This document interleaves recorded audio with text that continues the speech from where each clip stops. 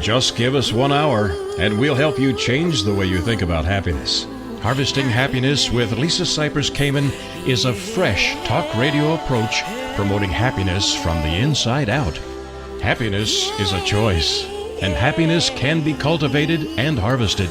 Each week, Lisa shines her light on well-being and global human flourishing by presenting a diverse and proactive collection of the greatest thinkers and doers who have devoted their lives to creating a better world in which to live.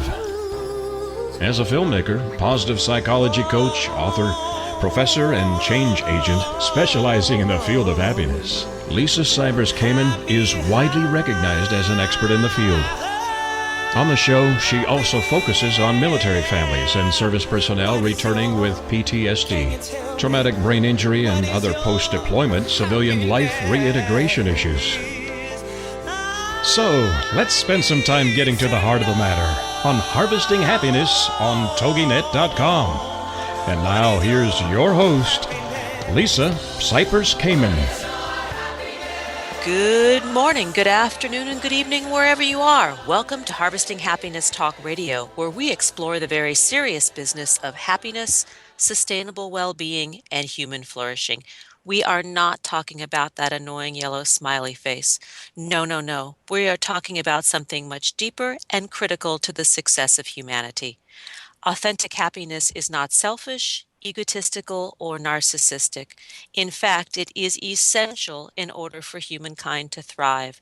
Sustainable happiness is important because it not only elevates our own well-being locally, but also contributes to collective global flourishing. The achievement of a happy life is not only positively good for us, it is constructively good for those around us. In short, happiness matters. It comes from the heart, and this show is all about the heart. Let's jump on today's topic. We often explore happiness and well-being and living a thriving life inversely, and we kind of back into it by talking about subjects such as what's getting in our way, what is preventing us from achieving the successes, finding that air quote happiness that we are all seeking.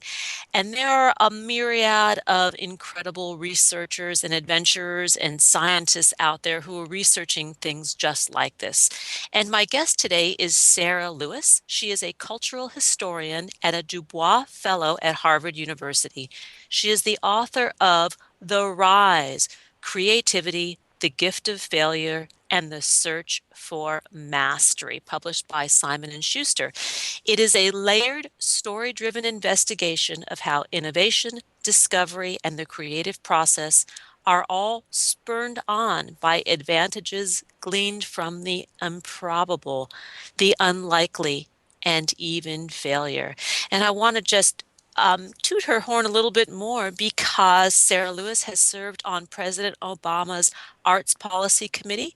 She is a trustee of Creative Time, the CUNY Graduate Center, the Brearley School, and the Andy Warhol Foundation of the Visual Arts. She has also held curatorial positions at the Museum of Modern Art in New York and the Tate Modern in London. Good morning, Sarah, and thanks for joining us. Oh, good morning, Lisa. What an honor it is to be on this show. Thank you for having me. Oh, well, it is a pleasure because I love what you are doing. I love the research that you are doing, the spin that you are giving on how we find that joyful place in our lives, that sometimes it comes through the unexpected. It comes through the failures, the disappointments, the hard knocks, and the skin knees. Absolutely. The book is entitled The Rise, really, because I wanted to honor the capacity of the human spirit. And when you look at the life stories of inventors, entrepreneurs, and artists and athletes, you often find that they really did derive irreplaceable advantages from difficult circumstances.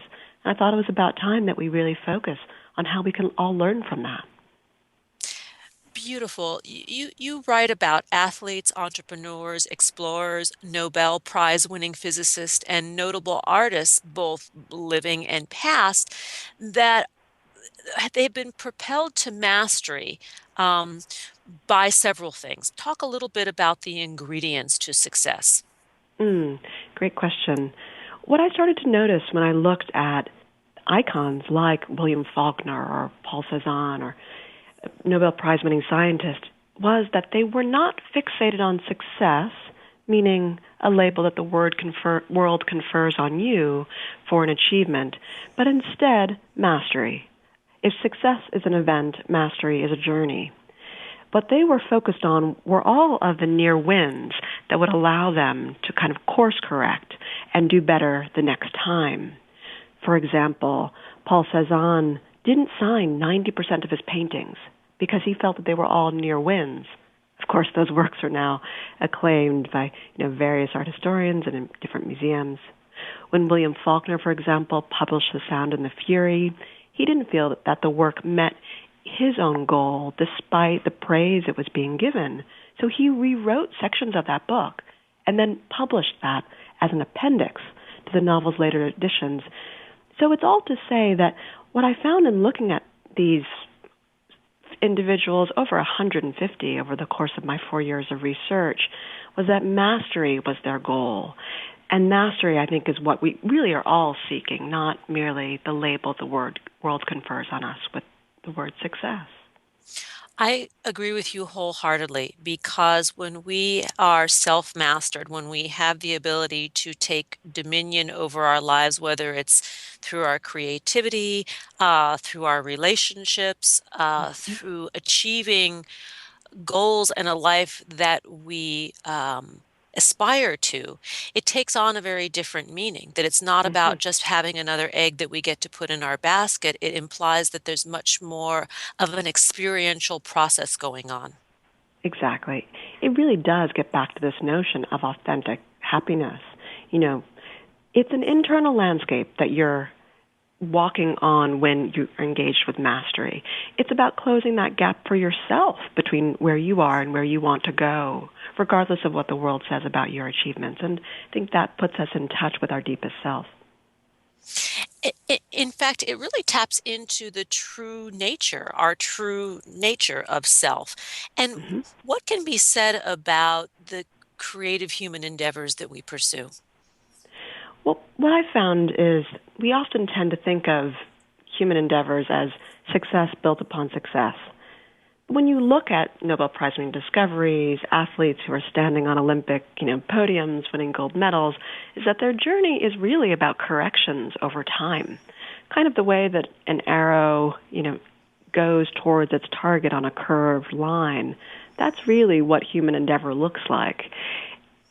For me, the process of writing The Rise made me realize that we need to rethink the true story of triumph and mastery and endeavor to include all the circumstances we would rather avoid that allow for these beautiful corrections, that offer these irreplaceable advantages. And even failure needs to become part of our conversation. One time I interviewed Gretchen Rubin, who wrote The Happiness Project, and Oh, yes. she talked about wanting to experience the fun of failure. And I think that this is an important concept to talk about. Why should we revel in our blunders? Well, there are gains, lessons, insights that we arrive at when we do engage with blunders that can come no other way. Now, I should be clear, the word failure, it's hard to talk about without dealing with how much of a misnomer it really is in our lives. The term failure was first meant as a term for bankruptcy in the 19th century in America. And it was not meant to apply to identity, but we use this word anyway. And when we do, I think we kind of need to qualify it because life is not as static as bankruptcy, right? We never reach a dead end. And I think that's why the word becomes a forced fit. There are blameworthy failures, there are praiseworthy failures, there are brilliant failures, When you look at the lives of scientists, of anyone who's doing something creative, none of their work can come from an experience that doesn't involve the potential for failure. Why? Because if that weren't the case, they wouldn't be taking a risk, and risk is what allows us to go into new terrain. Failure is a difficult word, I know, in some countries in particular to engage with, but it's really critical for really rethinking the true nature of triumph. Well, I like what you just said about the word failure. In my practice, I often speak with clients about instead of looking at what they've experienced as failure, perhaps it can be reframed to just be a limited success or an opportunity Right. for education or an Hmm. opportunity to learn something about themselves that they had not known before. That's right. And in fact, most individuals I interviewed, whether it's Ben Saunders or, historical figures I would look at from Samuel Morse, Frederick Douglass, no one called their experience a failure. People always created another word for it, even though. I like it. I do like it. How are innovation, success, and new concepts found in the most unlikely of places? Well, we find all of these different traits in people's life stories when we start to look at them more fully, not tell the sort of sanitized version of them. For example, how many people know that Martin Luther King received C's in oratory class during seminary, right? And went on to lead this nation with the power of his spoken truth. How many of us know that Fred Astaire in the 1930s received this as the response to his audition for RKO? Can't sing, can't act, balding, can dance a little, and then went on to do what he did. Duke Ellington would say, I merely took the energy it takes to pout and wrote some blues. Thomas Edison told his assistant, incredulous at the inventor's repeated attempts to invent the incandescent light bulb, I haven't failed. I've just found 10,000 ways that don't work. When we start to tell the Brilliant. truth, I love it. All these different stories are in the lives of our icons who we mainly look to for examples of triumph. But what they also teach us is that failure is as important. All these difficult circumstances are as important. What is not being said about major achievements in our world? Is it what you've just shared, really, that how many failures or how many blunders lead up to that ultimate success, or is there more? Well, that's a large part of it. But it's not as neat and sort of pat to say that we need to look at blunders. It's more that we need to look at the improbable. What I mainly found in looking at these stories and interviewing these individuals is that the very opposite of what you would think it would take was just as crucial for the tried and true sort of ethos of how to achieve something great. For Mm. example, when I spoke to Nobel Prize-winning scientist Andrei Geim and Konstantin Novoslov, they discovered the first ever two-dimensional object on the Earth. Imagine that. That's revolutionizing the electronics industry and nanotechnology. They found it through almost childlike play. So much so that when they submitted their findings to the preeminent journal Nature, it was rejected because they didn't think they could possibly have a Nobel Prize-winning discovery on their hands. They had found this two-dimensional object with Scotch tape and a pencil, and then had Wow. this sort of Wow. fancy, Sarah, we're gonna right? we're gonna need to go to a break. And when we come back, I want to carry on our conversation about, finding our achievements in the world in kind of unexpected ways. You're listening to Harvesting Happiness Talk Radio. My guest this morning is Sarah Lewis. To learn more, please visit sarahelizabethlewis.com. On Facebook, it's Sarah Lewis The Rise, and on Twitter, Sarah Eliza Lewis. Here come those tunes, and we will be right back. We know that life is tough and that happiness can and does live along with adversity. We'll be right back to explain how on Harvesting Happiness with Lisa Cypers Kamen on TogiNet.com. Like us on Facebook at Harvesting Happiness and on Twitter at HH Talk Radio. Lisa returns with more of Harvesting Happiness following this short break. Happiness is an inside job. Wear the message on t-shirts, baseball caps, sterling silver designer jewelry, and more. Please visit our online boutique at www.harvestinghappiness.com.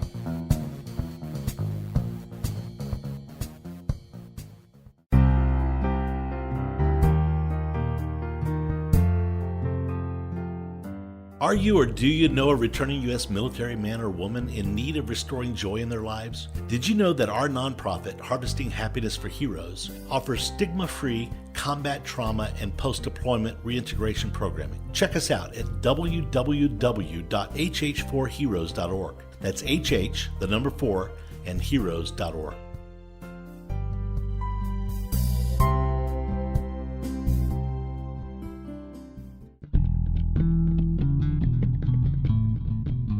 Nothing gives happiness like a free gift. Lisa Cypers Kamen has made her first ebook, Got Happiness Now? 8 Keys to Unlocking a Joyful Life, available at no cost to everyone. Unwrap your complimentary copy now by visiting www.harvestinghappinesstalkradio.com.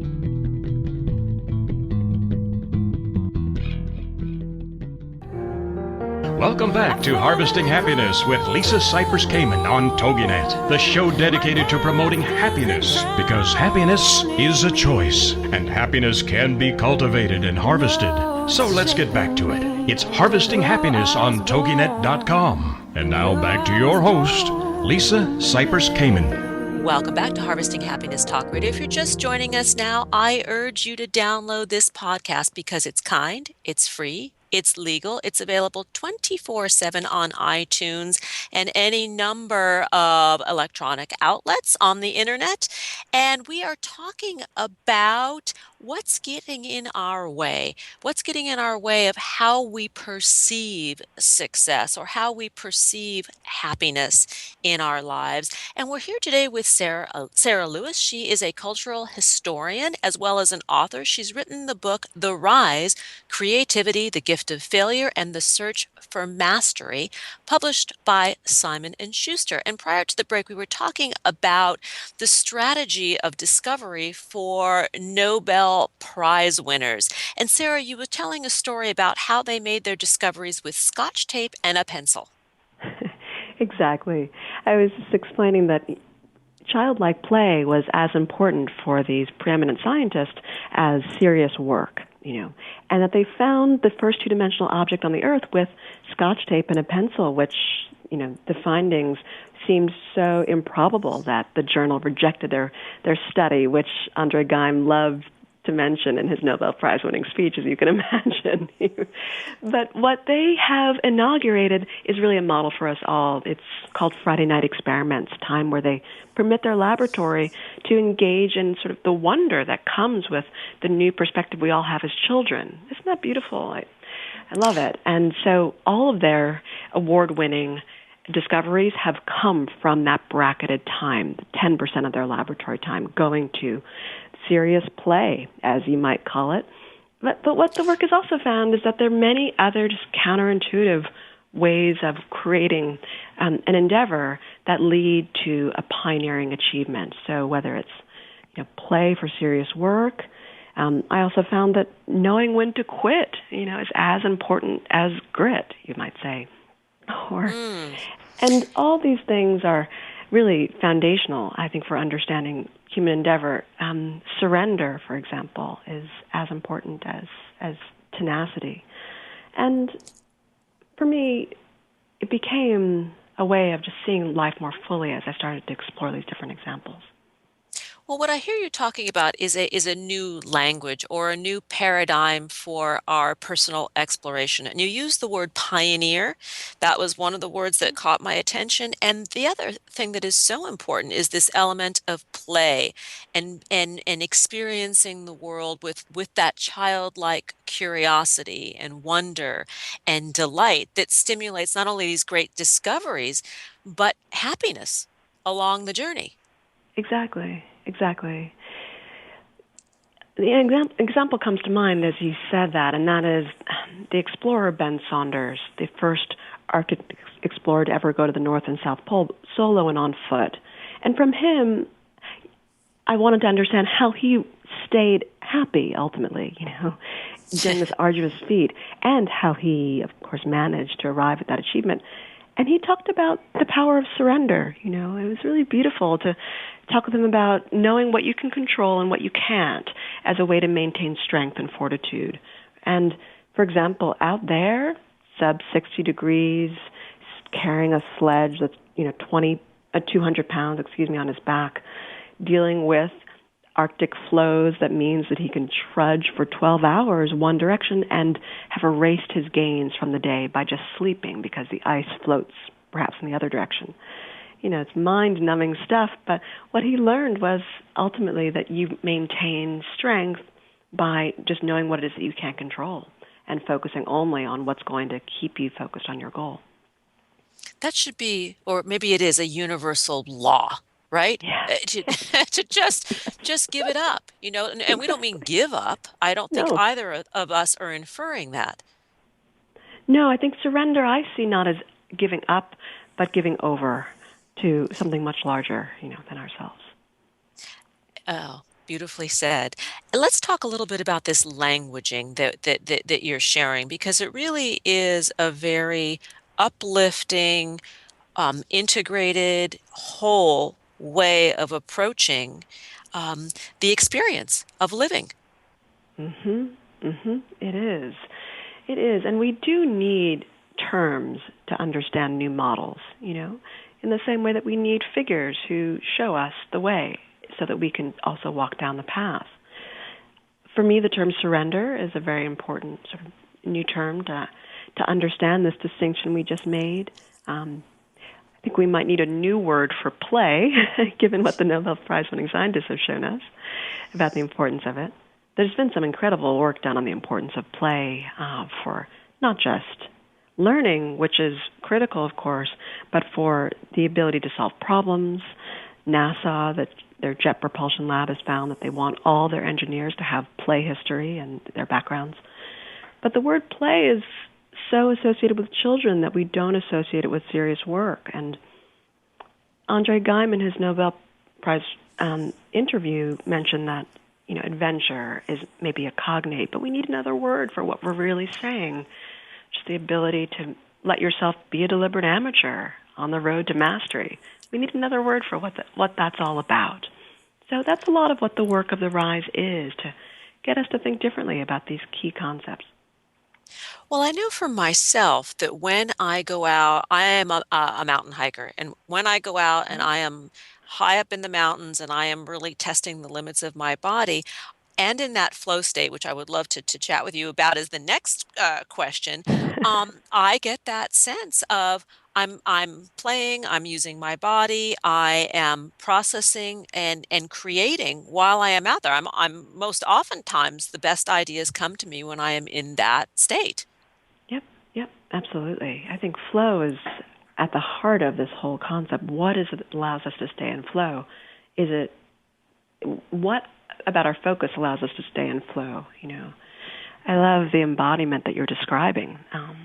It reminds me of seeing these archers up at Columbia University and watching them practice for 3 hours, trying to aim to hit a target, and the level of flow that I saw them get into by caring and almost loving the process of trying to adjust for wind speeds, adjust for their own fatigue, and pulling this bow and arrow, and seeing themselves as in a period of kind of constant reinvention as an archer who just hit a 7 but knows they can hit a 10, and just hit a 9 but knows they can hit a 10, It's really beautiful to watch what that flow state is about and to then model it for yourself. Indeed. And one thing I want to add about the creation of that flow state or the flow space is that when we are in it, the daily toil of life, the things that we normally fret about and stress about, our bills, picking up the children, incomplete tasks, the to-do list that didn't get done, things like that seem to melt. That kind of reality is temporarily suspended so we can be fully immersed in the experience. We're all in flow. Exactly. Absolutely. It's you're reminding me of what happens to musicians when they improvise, what neuroscientists have found is actually happening in the brain, the sort of flow state they get into. Isn't it incredible to know that during that state, the mind is barricading itself from self-critique and self-judgment, that kind of nagging voice that's also telling you pay the bills and do other things, so that you can have what is most closely approximated to a dreamlike state. The mind is most close to the REM state of dreaming when we're improvising. I think it's very close to how we feel when we're in a period of flow. And I dare say, maybe I'm going to open a can of worms here, that there is, to me, when I'm in that state, there is the equivalency of a love experience. And I don't mean a romantic love experience. It's that pure love form of there's no judgment, there is no holding back. All the things that we think of when we think of being in relationship, are we loving or not being loving?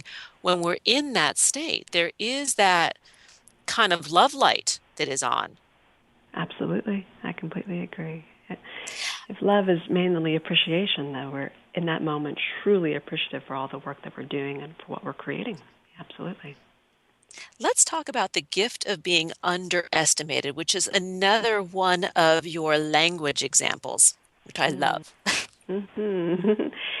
Yes, well, it came to me at the very end of writing the book that what mainly motivated the journey was, from a very young age, feeling as if I was being underestimated for being a woman in different scenarios, for being a small woman, I'm petite, for being a woman of color, all sorts of things. But what that allowed me to do was to gravitate towards and find models for myself of men and women who had achieved something incredible and were also underestimated.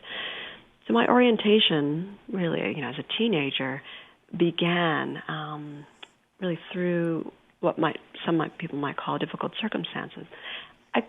I love it when people underestimate me now. It gives me a kind of fire, and it also puts me in lineage, I think, with all the other men and women who've gone on to create something incredible. I agree with you. I absolutely agree with you, because myself being a woman and being underestimated quite a bit in my life, I think that it allows me to approach life almost humorously. Like, okay, let's see what I can do here. Exactly. It's Well, it's what's it's a interesting about it? No, it's a please go what? on. Say again? No, it's just that you can see who people really are when they underestimate you. It gives you a kind of double vision, which is also interesting. Yes, agreed. We are, my goodness, we are almost out of time. I want to talk about a couple more of these little languaging bits that you've shared with us. Creating safe havens. I think that is Mm. huge. It's so important, critical. You have to have. You used the word dominion earlier that I love. You have to have a private domain so that you can have dominion over what you are creating, so that everything is embryonic when we're developing it. In the same way, we would not let an embryo out too early. We need to not release our work prematurely and give ourselves the benefit of development time before subjecting it to critique or allowing it to be praised. Very well said. And lastly, because we are almost out of time, let's talk about the importance of grit. This is a buzzword lately Mm-hmm. in the news and in research about how important it is to be gritty, to have chutzpah. I love it. That's right. Oh, that's great. Moxie, all these words, absolutely. Moxie. Yes, moxie is a Yeah. great word. Well, the University of Pennsylvania psychologist Angela Duckworth has done incredible, now MacArthur-winning work about the critical importance of grit for achievement. She's found that grit is the best predictor of achievement in educational context, more so than talent or IQ alone. And grit is the ability not just to have self-control, but to withstand failure feedback over years, even decades, in pursuit of your aim. So grit is critical, but what's also important is to be nimble about it, to know when you might need to quit, in fact, right? And that's what she and I spent some time talking about in The Rise over the few years that I interviewed her. Nimble. That is another great word. And we could probably do a whole other segment on nimbleness. So we're going to have to save that for our next visit. I want to thank you for being with us today. To learn My more, pleasure. please visit SarahElizabethLewis.com. On Facebook, Sarah Lewis The Rise. And on Twitter, it's Sarah Eliza Lewis. Hmm. And you will find all of those social media buttons on Sarah Elizabeth Lewis's main website, SarahElizabethLewis.com. We are going to go to a break, and when we come back, we are going to carry on this conversation with Eric Mazel. You're listening to Harvesting Happiness Talk Radio with Lisa Cypers Kamen, and please, please, please share this podcast because sharing is caring. Thank you, Sarah. Thank you so much for having me. What a pleasure. Oh, likewise. Have a beautiful day. You too. Okay. Thanks. Here come the tunes. We know that life is tough and that happiness can and does live along with adversity. We'll be right back to explain how on Harvesting Happiness with Lisa Cypers Kamen on TogiNet.com. Like us on Facebook at Harvesting Happiness and on Twitter at HH Talk Radio. Lisa returns with more of Harvesting Happiness following this short break. Like what you hear on Harvesting Happiness Talk Radio? Subscribe to us on iTunes and get your weekly dose of joy downloaded free and easily to your computer or portable device. That's Harvesting Happiness Talk Radio on iTunes.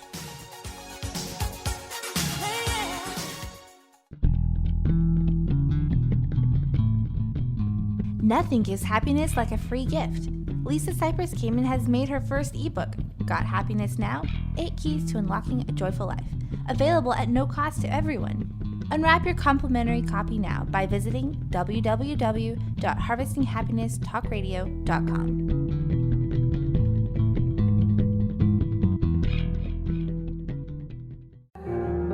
Welcome back to Harvesting Happiness with Lisa Cypers Kamen on TogiNet, the show dedicated to promoting happiness, because happiness is a choice, and happiness can be cultivated and harvested.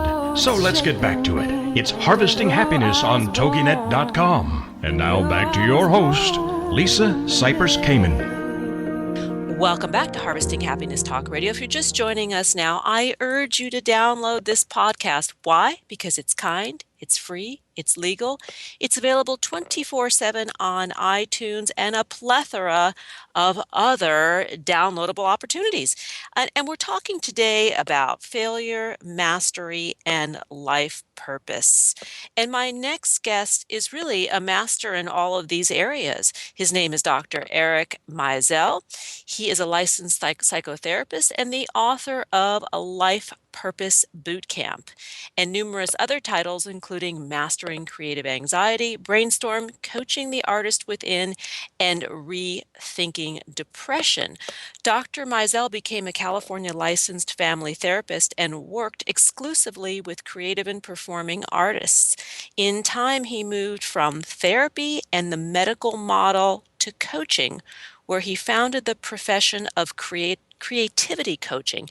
And this is really important and very different, and I'll explain why. Many of us, when we have an issue with depression, sadness, life challenges, we run to our therapist. And we run to our therapist trying to explore the why we do what we do and reach deep back into the emotional recesses of our minds to solve a present day problem, which is not a bad idea. But oftentimes when we show up at that therapist's office over our lifetimes, we present with that same problem over and over and over again with just a different cast of characters or circumstances. And what I find so valuable about a coaching model, which I use in my own practice, is it's very mission driven. It's really about self-discovery. It's about creating intentions, actions, plans, and it's client driven. So it allows the client to really drive the direction of his or her life based on a very proactive model. So I welcome with great enthusiasm Dr. Eric Mazel to our conversation. Good morning, Eric. Hi, Lisa. It's wonderful to be with you. Oh, I am happy. Well, you know what? My guess is that you are happy because you're on purpose. I think that's right. And it's funny how that goes hand in hand, or maybe not so funny. No, I don't think it is so funny. We, of course, have tons to talk about, but that may be one of the headlines that life purposes are choices. Folks often forget that they won't have any life purposes if they haven't made some choices about life purposes. But when you make them, then you are in a better position to make yourself proud and live the life you intend to lead. And by doing all of that, become happier. You say that meaning, and I'm doing a little air quote around the word meaning, is a life purpose. What is the connection between the two? Most people don't have a very clear idea of what meaning signifies, what that word signifies. I believe it's merely, again in air quotes, merely a certain kind of psychological experience. It's not some objective thing out there at the top of a mountain or at some guru's feet or in some book. It's a certain kind of psychological experience. And sometimes it comes inadvertently, like when we look up at the night sky and have some feeling of awe or grandeur or meaning. And sometimes it comes more mindfully because we make some investment in something that we think will provoke the psychological experience of meaning, like writing our novel or being of service or being an activist, and we get that experience. So when you begin to understand that meaning is a certain kind of psychological experience that you can cultivate and maybe even create, then first of all, you realize that you never have to run out of meaning again, that it's something for you to create. And then we're moving towards the paradigm shift from seeking meaning, which is the paradigm of thousands of years, to what I think is the better paradigm of making meaning. That's one of our charges, is to make meaning. And then we can say the following sentence, which begins to make sense when you understand all of that, and that is that one of my life purposes is to cultivate the experience of meaning. And one of the ways to do that is to create what I call a menu of meaning opportunities, namely, actually make a list of those things that you've experienced as meaningful in life. It may be a surprising list. The big ticket items that you thought would be meaningful in life maybe weren't, like that PhD in archaeology or something. And then the small things like, talking with your crazy Aunt Rose, that those may be the really meaningful things in life. When we begin to understand what actually cultivates the experience of meaning in us, then we have a better shot at naming our life purposes. I think you are spot on with the air quoted meaning. And I work with a lot of people who have experienced trauma, who are depressed, who have been addicted to various substances. And when I bring up this topic of making meaning, creating meaning out of their journey, something happens. And I know you know exactly what I'm describing, that there is a paradigm shift in thinking, or at least there is the opportunity for that shift to begin from victim consciousness to one of self mastery, or the beginnings of a better self mastered life. Yes, I entirely agree. Of course, then the work begins. If the work is, let's say, writing your memoir, then you're stuck with the huge challenge of actually writing a book and all of those difficulties. But once you announce your life purposes to yourself, and if one of them is, I intend to heal through writing, or I intend to work on a personality upgrade, I need to become the person I want to become in order to do the work I want to do.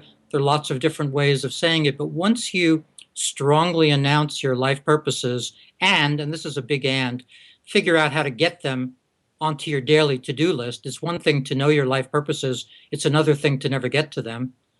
So once those two things happen, where you can identify your life purposes and figure out how to get them on your daily to-do list, then you do feel much stronger in life, actually more passionate about life.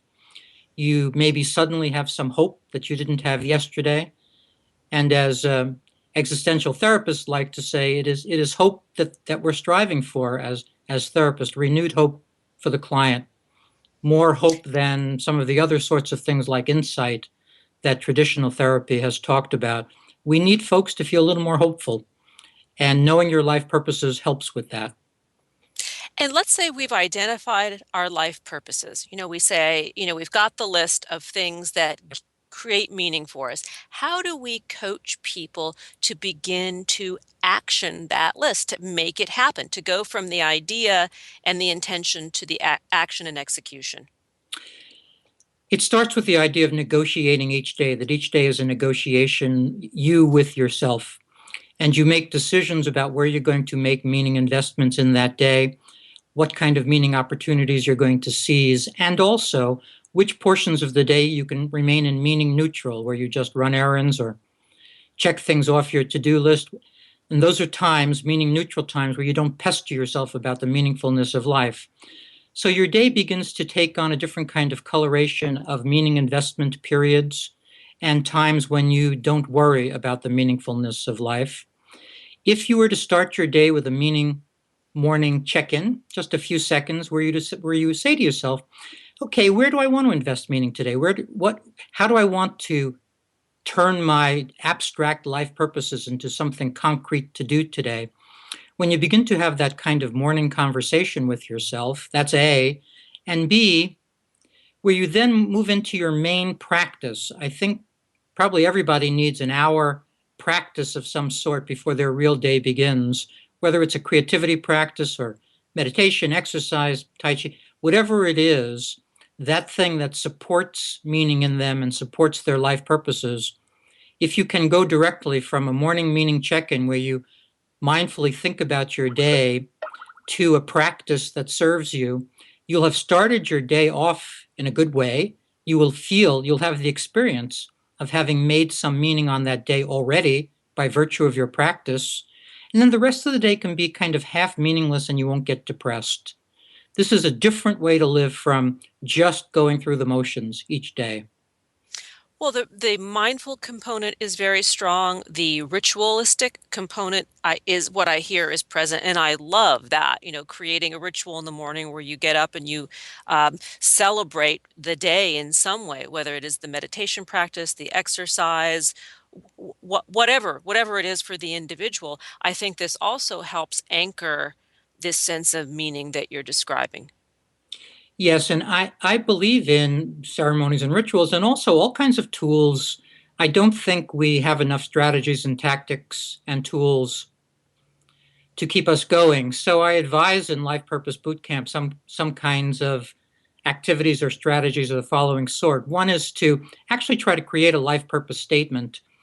You probably can't do this in the next 2 seconds. It takes a lot of thought to come up with a string of words that actually represents to you how you want to live your life. I suggest some kinds of phrases like just doing the next right thing as a life purpose statement or making value-based meaning, but folks need to come up with their own life purpose statement. That's one kind of strategy. And another is one that I'm really enjoying chatting with folks about, and that's the idea of a life purpose icon that you create for yourself and maybe even fabricate. Just the way a cross holds so much meaning, so much information for a Christian, or Star of David holds so much information and meaning for a Jew. Most individuals never think of creating some kind of icon like that does personal work and that helps you understand what you stand for. So I'm having lots of folks, or rather lots of folks are wanting to work on creating their life purpose icon as a way to keep their life purposes close. It's one of the tragedies of the species is that even if we understand what our life purposes are, they tend to vanish and 3 years pass or 9 years pass, and we realize that we haven't been doing much in the service of our life purposes for that whole time. This is brilliant, and I am going to make a note to myself to do this because I also know the value of talisman. And we're going to go to a break, and when we come back, maybe we can chat about this a little bit more because there is something in the talisman or the good luck charm that re-emphasizes that sense of hope, belief, faith, and makes us feel that we're in control of our lives. So if you're willing to go there with me, Eric, I would love to revisit this because it's important and it can be very, very helpful. Yep, happy to go back there. Wonderful. We are going to go to a break. To learn more about Eric Maisel, please visit ericmaisel.com. On Facebook, he is also Eric Maisel with a hyphen between the two words. And on Twitter, Eric Maisel. Here come the tunes, and we will be right back. I wanted to fight. We know that life is tough and that happiness can and does live along with adversity. We'll be right back to explain how on Harvesting Happiness with Lisa Cypers Kamen on TogiNet.com. Like us on Facebook at Harvesting Happiness and on Twitter at HH Talk Radio. Lisa returns with more of Harvesting Happiness following this short break. This is Buzz Local Radio. We have the 3 topics here, and we just added a 4th because we started talking about hot dogs. Yes. Yep, I'm in a band. He's in a band. We both had guitars, so I went over to his house Christmas Day day. We had to start a band. And I think we wrote 4 or 5 songs that afternoon. And Cannibalistic Fish was one of them. Cannibalistic Fish. I couldn't do the dreads. My mom would not let me wear my pants backwards to school either. That was wiggity whack. Yeah. Buzz Local Radio. Available for free download on TogiNet.com. That's TogiNet.com.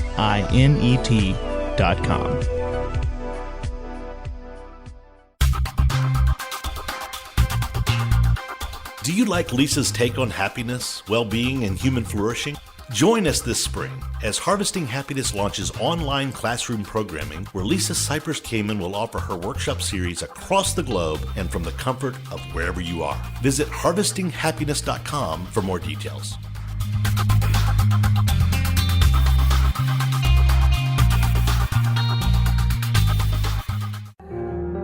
Welcome back to Harvesting Happiness with Lisa Cypers Kamen on TogiNet, the show dedicated to promoting happiness, because happiness is a choice, and happiness can be cultivated and harvested. So let's get back to it. It's Harvesting Happiness on TogiNet.com. And now back to your host, Lisa Cypers Kamen. Welcome back to Harvesting Happiness Talk Radio. If you're just joining us now, I'm speaking with Eric Maisel, who is a licensed psychotherapist and also a prolific author of more than 40 books. And we're talking about Life Purpose Boot Camp, as well as rethinking depression. And prior to the break, Eric was talking about how he encourages his clients to create a life purpose statement and also an icon, an actual talisman. Tchotchke is the word that comes to my mind, but it's more than a tchotchke. It's much more than a tchotchke. Much more than a tchotchke, but a very personalized something that anchors this being on point and being on meaning for oneself. Yeah, I think the headline is how much time gets lost through ordinary living, and how we need to do a much better job of reminding ourselves of how we want to represent ourselves in the world, what we want to get out of life. So anything that helps with that. We've talked about 2 things, the icon and a life purpose statement. You could be sending yourself timed emails to remind yourself of how you want to represent yourself and what you want to get done in life. There are all kinds of mechanisms, technological mechanism that you might use to keep reminding yourself of what the next right thing is. I just happen to like the life purpose icon as sort of standing maybe a little head and shoulders above all the different kinds of ways we might remind ourselves, because there's so much power in a simple visual representation. And my clients come up with, just as you would imagine, all sorts of things from, an acorn to a walking stick to a lighthouse to a spider's web to a this to a that. And whatever they come up with virtually has no meaning to me, would not be my life purpose icon, but holds tons of both information and emotional resonance for them. So I do see it's a tremendously simple idea. It's just to land on some visual representation that reminds you of who you want to be and how you want to live. Beautiful.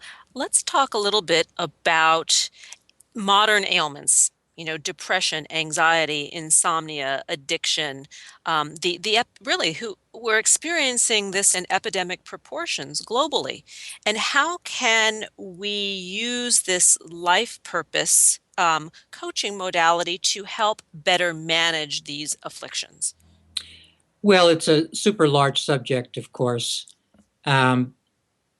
One of the places I would want to start is with the out loud wonder as to whether there are any mental disorders. There's a debate a large debate going on in the mental health community as to whether there really are any mental disorders or whether they are just labels handed to you after you present certain experiences and behaviors. The head of the National Institute of Mental Health came out recently and said something which no one can seem to hear. They hear the words, but they don't get what he's trying to say. And he said there is no such thing as depression or schizophrenia or the other mental disorder labels we are using. He's, of course, not saying we're not having the experiences of sadness or despair or anxiety or hearing voices or whatever the experiences are. He's just saying that adding the label doesn't help us, and then turning to chemicals with powerful effects called medicine doesn't help us necessarily either. I, of course, have to put a parenthesis here and make sure that no one thinks I'm saying get off your meds. I'm not saying that. I'm trying to say in shorthand that we have a lot to look at with respect to what's going on and to the kind of transaction that goes on when you enter a therapist's office. You go in and you say, I'm sad, and you're handed back the clinical depression label, and one has to wonder how that happened. What kind of transaction was it that you came in with something like despair or anguish or sadness, and you're handed back a pseudo medical label? So we have a ton of things to talk about there if we had the time. But let me just go directly to the thing that you asked about, and that is most therapists do not ask you the question, what are your life purposes or how do you make meaning in life? They're interested in other sorts of questions, other sorts of history taking. It's really only existential therapy that asks such questions, and even there it's not asked very often. So it turns out it's on our shoulders. I'm not sure we can get it from our therapist. We can get it from our coach, less likely to get it from our therapist. It's on our shoulders to decide what our life purposes are and how we intend to make meaning, and to remind ourselves that in the therapy model, we may never hear about life purpose and meaning. It's only in the coaching model that we're likely to hear about such ideas. And these ideas are terrifically important to us. I think it's one of the reasons why coaching may be more valuable to a person than therapy. I couldn't agree with you more. In my own experience in dealing with addiction and depression and insomnia and anxiety and all the things that we just spoke of, in my own practice, when I introduce, the concepts of life purpose, living, for a mission, making meaning out of what happened in the past and the choice to create something better for the future, the control, when someone feels that their life is seemingly out of control, it does give them a modicum of control back, and then choice plays a huge role. And it helps people remember that they matter. It's a rather super large idea. Either you kind of feel like you matter or you kind of feel like you don't matter. And a lot of people are throwing themselves away in various ways because in some really quite deep place, they don't believe they much matter. They kind of think they're just excited matter that's going to pass in the universe. Even if they're spiritual or religious, every contemporary person knows enough about science and evolution and what have you to have kind of a core feeling that we just come and go and that we don't matter that much. So it turns out that it's on our shoulders to don that mantle for ourselves, the belief that we do matter, at least to ourselves. And an example I use sometimes is in the days before D-Day, we don't really care how Eisenhower's feeling. We don't care if he's depressed or anxious or anything. We want him to get the invasion off on the right foot. We want him to do the invasion well. That's what we want. We need him to do his important work. The problem for us is we don't feel our work is that important. We don't feel like we're organizing any kind of D-Day invasion. Therefore, we can be more careless with our lives because we're not doing anything important enough, in quotes. But we have to change our mind about that and decide that our life is important and that it does matter. And when we do that, we, of course, retrieve some instrumentality, but we also retrieve passion and purpose and all kinds of words that stand for a way of being that we really want to cultivate. You write a blog for Psychology Today online entitled Rethinking Psychology. And I think that what you've just shared really plays into that theme, that in the past, when we report to our therapists for consultation, we're trying to figure out the why something happened. You know, That's right. we're looking back in history. We're viewing life through the rear view mirror. And what I like about what you're doing and developing currently with natural psychology is it's a much more proactive, present-minded, and forward-thinking model of healing and being in the world. That's right. And there are many reasons why I think this is the, so to speak, right way to go. But one may interest folks, and that is trying to look retrospectively must include trying to figure out our what I call our original personality. I have the belief that personality can be thought of as made up of three things: original personality, formed personality, and available personality. And without going into this model a lot, because original personality matters, who we are when we come upon this earth, what our original blueprint is matters, and we can't know what it is. So we're stuck with this huge not knowing. Does anyone, you will remember that in the Middle Ages, folks thought that human beings came in 4 flavors, one of which was melancholic. That is, folks thought that a quarter of the world came into life already a little sad. So what if you are one of those people? Let's say that there's some truth to that, and you're one of those people who came into the world a little sad. Well, you have to deal with that now. There's nothing to investigate as to why you're sad, because you may have been born with a certain proclivity or a certain temperament, certain worldview. So when we get a clearer picture on how little we can possibly know about original personality, then we also have a better sense of why we must look at today and tomorrow rather than yesterday. I'm shaking my head. I'm closing my eyes, and it's like music to my ears what you're saying, because this way of thinking, this way of being in the world is so much more comfortable. I think that is what I really appreciate about this paradigm shift. It allows the client to just be more at ease in his or her own skin. I think that's true, because I think if once you settle into the idea of, I don't know who exactly I was at birth, I don't know exactly all of the things that happened to me, I don't exactly know how one thing can relate to another thing. What I can do is make use of my available personality. And if you're in the throes of an addiction or what have you, you're going to have less available personality than if you weren't in the throes of that addiction, etc. So there's a big personality upgrade for each person that's necessary, and also dealing with actual circumstances that's necessary. There's not a lot that's going to improve your, let's say, worldview or what have you if you're stuck in a job you hate 60 hours a week. There's something about that you're going to have to wrestle with directly. So there's a lot to think about here, but once you sort of understand what sort of species we are, what being human means, and the sorts of things we need to do to make ourselves proud, then I do think that we get more comfortable on our own skin and can do some of the things we've been chatting about.